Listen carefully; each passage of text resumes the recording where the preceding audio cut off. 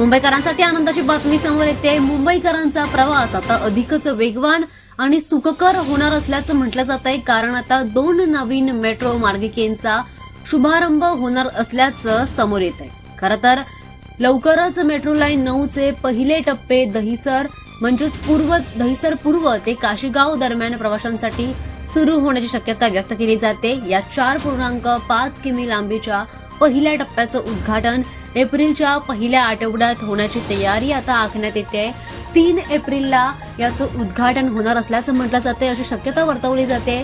बिकसीमध्ये pod taxi प्रणालीचे भूमिपूजन आणि ठाणे बोरिवली टनेल प्रकल्पासाठी टनेल बोरिंग मशीनचं उद्घाटन देखील होण्याची शक्यता सांगितली जाते। या मेट्रो मार्गांमुळे मीरा भाईंदर आणि मुंबईच्या पश्चिम किनाऱ्याला जलद आणि अधिक सुलभ कनेक्टिव्हिटी मिळणार आहे, ज्यामुळे दैनंदिन प्रवासाचा वेळ आता लक्षणीयरित्या कमी होईल आणि ट्रॅफिकच्या तणावातून सुद्धा प्रवाशांना मोठी सुटका मिळेल।